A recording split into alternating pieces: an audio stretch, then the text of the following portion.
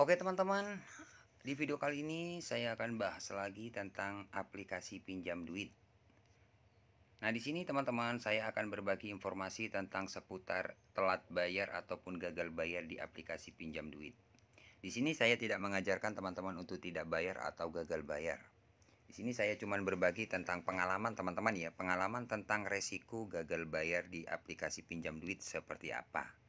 Nah, buat teman-teman yang penasaran seperti apa, langsung saja kita bahas teman-teman ya. Seperti biasa, buat teman-teman yang belum subscribe ke channel ini, jangan lupa tekan tombol subscribe-nya. Dan buat teman-teman yang sudah subscribe, saya ucapkan banyak-banyak terima kasih karena telah mendukung channel ini. Jadi saya lebih semangat lagi berbagi informasi seputar gagal bayar pinjaman online, baik itu ilegal maupun legal teman-teman ya. Oke, tanpa lama-lama langsung saja kita bahas. Di sini saya sudah buka ya untuk aplikasinya teman-teman. Nah, teman-teman biar jelas, biar teman-teman lihat tagihan berapa gitu loh ya. Nah, di sini teman-teman ada berapa cicilan ini? 1 2 3 4 5. Ada 5 cicilan teman-teman. Totalnya lumayan besar semua ini. Nih 4 juta untuk cicilan yang pertama, keterlambatan 292 hari. Artinya ini sudah hampir 10 bulan ya untuk cicilan yang pertama. Yang kedua sudah lewat 299 hari. 7 juta. Yang ketiga 10 juta. Yang keempat 6 juta ya. Yang kelima 1 juta. Jadi totalnya ini teman-teman 34 juta. Sampai sekarang nggak dibayar bang. Belum. Sudah 10 bulan nggak dibayar loh. Oke, yang pengen tahu seperti apa sih resikonya? Buat teman-teman, tonton sampai habis ya. Jangan sampai di skip, nanti teman-teman masih bertanya-tanya lagi. Bang gimana ini gimana? Oke. Untuk resiko yang pertama, kalau teman-teman telat bayar di aplikasi pinjam duit, misalkan kalian telat bayar atau masih belum telat, biasanya sudah dihubungi di WA teman-teman. Jadi teman-teman masih kurang 1 hari, 2 hari, biasanya kalian sudah dihubungi, diingatkan kayak gitu.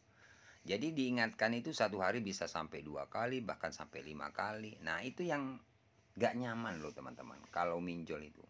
Karena masih belum telat sudah dihubungi. Apalagi teman-teman sudah lewat 1 hari atau 2 hari. Bahkan banyak sekali nomor WA yang masuk atau ngecat kalian seperti itu. Nah, jadi setiap hari kalian akan berisik teman-teman dengan WA DC itu. Sebenarnya kalau dari saya itu sebuah resiko sih. Resikonya telat bayar di pinjaman online ya dihubungi di WA, di chat kayak gitulah. Nah, seperti itu teman-teman ya. Nah, jadi untuk resikonya seperti itu, apakah aplikasi pinjam duit sebar data? Banyak teman-teman yang bertanya tentang aplikasi pinjam duit apakah sebar data bang? Jawabannya enggak sih teman-teman.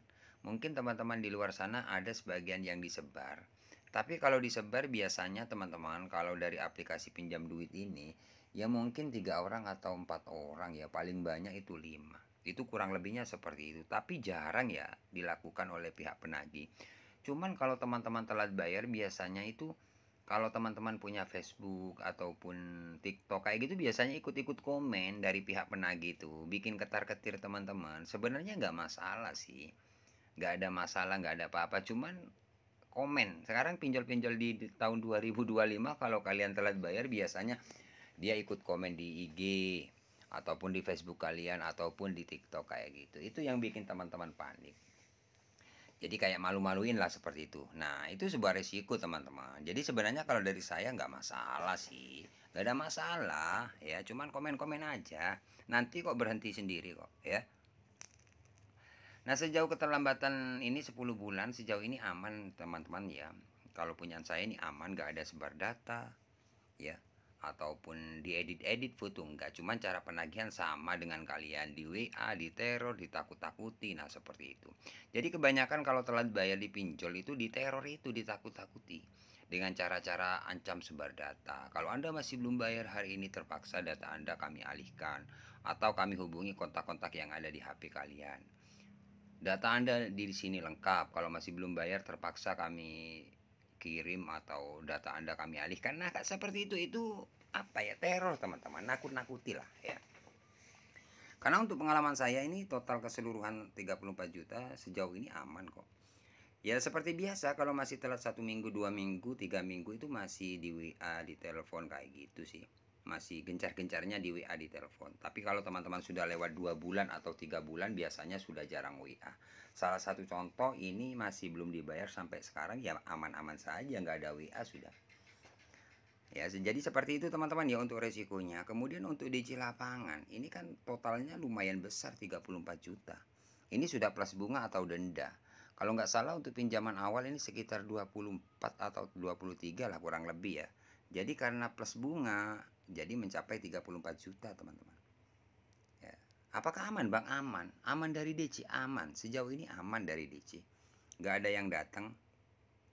Padahal waktu telah 2 minggu, 3 minggu, 1 bulan, 2 bulan itu sering dapat WA katanya DC mau datang ke rumah, ya, mau ke tempat kerja itu sering banget. Sama dengan teman-teman. Telat 1 minggu, 2 minggu itu sudah dapat WA katanya ada tim kolektor mau datang ke rumah. Katanya DC mau jemput dana ke tempat kerja itu sering banget, tapi sampai sekarang nggak ada yang datang teman-teman. Nah, di sini saya bilang untuk aplikasi pinjam duit misalkan teman-teman telat bayar itu aman-aman saja, nggak ada DC karena sejauh ini 10 bulan nggak dibayar aman kok. Cuman ya itu teman-teman, di teror. Dia jadi tiap hari kalian akan di WA, di teror, di email, ya bahkan komen-komen di Facebook lah kayak gitulah, seperti itu teman-teman ya. Jadi untuk pengalaman saya pribadi seperti itu. Dari teman-teman subscriber banyak juga yang gagal bayar, yang telat bayar, tapi nggak ada yang didatangi DC. Padahal banyak subscriber saya yang WA saya, Bang saya sudah dapat surat, Bang saya sudah dapat kiriman video, katanya DC hari ini mau jemput dana, mau datang ke tempat kerja. Itu benar apa enggak? Saya bilang nggak benar, itu hanya teror. Ternyata sampai sekarang juga ya nggak ada yang datang. Jadi intinya telat bayar itu teman-teman harus kuat mental. Mental kalian harus kuat, kalian karena kalian akan diteror dengan cara-cara seperti itu. Ancam sebar data, DC mau datang, data Anda lengkap, kami alihkan. Nah, itu aja sih. Ya. Jadi seperti itulah teman-teman ya untuk resiko telat bayar di aplikasi pinjaman online yaitu pinjam duit. Memang hutang wajib dibayar. Tapi kalau teman-teman kayaknya nggak mampu, ya teman-teman nggak usah terlalu takut. Resikonya ya di teror itu aja sih. Ya kalau masalah DC sejauh ini masih aman. Misalkan ada salah satu subscriber yang didatangi DC, sudah pasti saya infokan buat teman-teman seperti itu ya. Jadi aman teman-teman ya. Oke, terima kasih. Tunggu video-video selanjutnya dari channel Markas Pinjol. Jangan lupa like, komen, dan subscribe channel ini. Terima kasih.